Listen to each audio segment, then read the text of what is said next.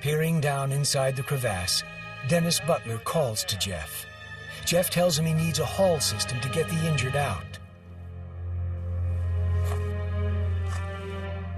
Harry Slutter regains consciousness with his ice axe still in his hand. Tom Hillman has a serious head injury and is in shock. Where you hurt? My back. What's your name? What's your name? Chris Kern awakes folded in half, jammed between rocks. His pelvis, shoulder, leg, and wrist are broken. Jeff knows they'll need more help to evacuate the injured. I hollered up to Dennis, make the call. We've got 7 patients, 1's DOS, which means dead on the scene. Still not knowing if his son Cole is dead or alive, Cleve makes the emergency call. When I turned on the cell phone, Cole had been playing with it, and there was a message on there, and your message always comes up on the cell phone. It's either your name or whatever. Well, this one said, "I love you, Dad, Cole." Meanwhile, on a lower shelf of the crevasse, Jeff discovers the full magnitude of the tragedy. To get down, I literally had to wedge myself between the 2 walls, like I was climbing down into a chimney.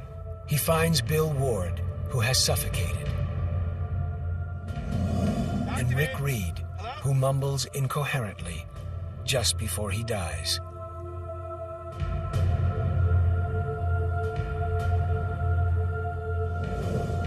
What's the location of your emergency? This is on Mount Hood, on the south side, about 800 feet from the peak. We have 7 people down, possibly 4 injured. They fell into the crevice. An operator quickly routes Cleve's 911 call for help to the Oregon Emergency Management Office. The office issues a statewide alert to all ground and air rescue units. I got paged that they needed me up in operations immediately, so I called and found out that there was a rescue mission on Mount Hood.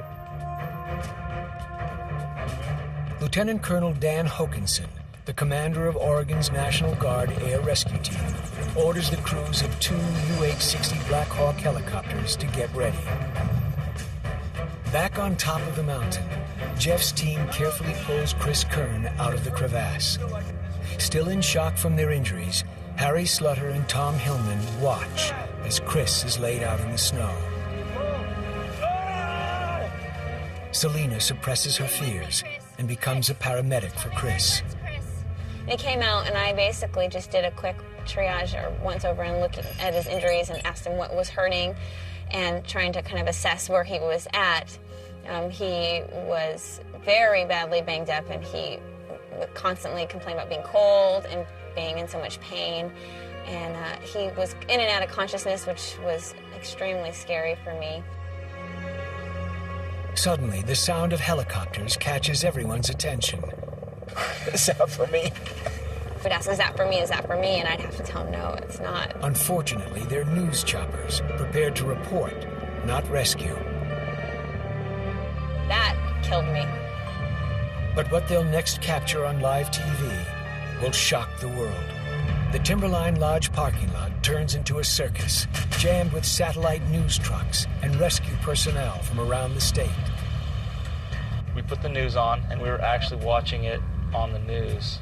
At Air Force Headquarters, Special Forces rescue parajumpers Andrew Canfield and Darren Shore watch the news coverage closely. They can't know that before long, they too will be making headlines. Their commanding officer gives them the order to mobilize. Your body just fills with with excitement and anticipation of going on a mission to go help somebody. So you get that really pumped feeling. With over 50 mountain rescues to his credit, Portland Mountain Rescue member Steve Rawlins is also called to the scene of the accident. The trick about mountaineering is small decisions tend to have very big consequences, and nature isn't very forgiving. You make a mistake and you may pay the price. With lives at stake, Steve Rawlins and Portland Mountain Rescue hike towards the crevasse.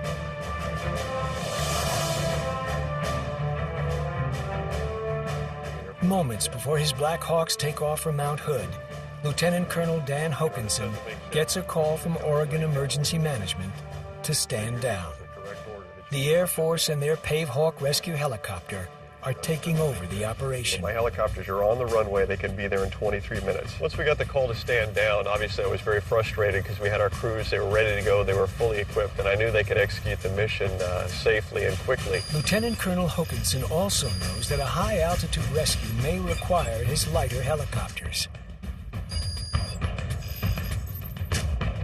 The Air Force Pavehawks could be too heavy.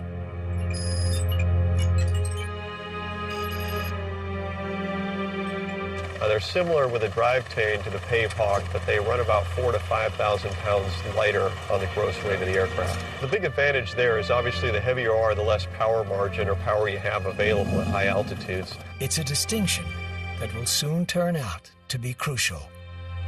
Up on the mountain, a relieved Cleve has at last learned that his son Cole is alive. There was emotion going on, but it's kind of like, you know, if I break down or whatever, I'm pretty much useless to everybody. Still in the crevasse, Cole helps Jeff hoist the injured Jeremiah up to Cleve and Dennis. Jeremiah is in pain. Selena, still attending to Chris Curran, stops for a moment when she sees her boyfriend emerge from the deadly crack in the mountain. When Jeremiah came out screaming, I just looked over and said, "Are you all right?" And he said, "Yeah." And I know he's going to lie to me a little bit, but he was breathing. And, you know, when you are in the field, if someone's breathing and talking to you, I'm not too worried about it. He's alive, and that's what, you know, matters. Cole finally climbs out of the crevasse for an emotional reunion with his father, Cleve. Glad to see you. I walked up and I gave him a big hug and told him I loved him and I was proud of him. And he told me to get me off this damn mountain. After getting a direct order to stand down, Lieutenant Colonel Dan Hokanson acts on a gut instinct. Making a critical decision, he sends his team of lightweight Black Hawk helicopters anyway. Okay, I'll tell you what I'm going to do, Nick. I'm going to override their order. I don't think they know what's actually going on up there like you do. Okay. I realized the individual did not have the most recent information, and he was making decisions based on inaccurate information. I'll send 2 aircraft. Like I said, they'll be there in 23 minutes, and I'll put 2 others on standby in case it gets any worse. Rather than spend an hour or 2 to try and discuss that, I just felt right now there's people hurt, they need to be saved, so we need to get the helicopters, and I'll deal with that later. The Black Hawks rush towards Mount Hood. The Air Force Pavehawks are only moments from liftoff.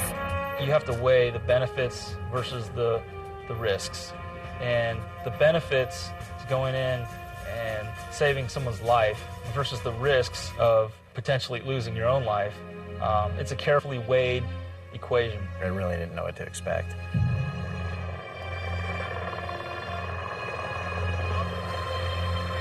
The Air Force pilots are about to see the mountain turn against the rescuers themselves.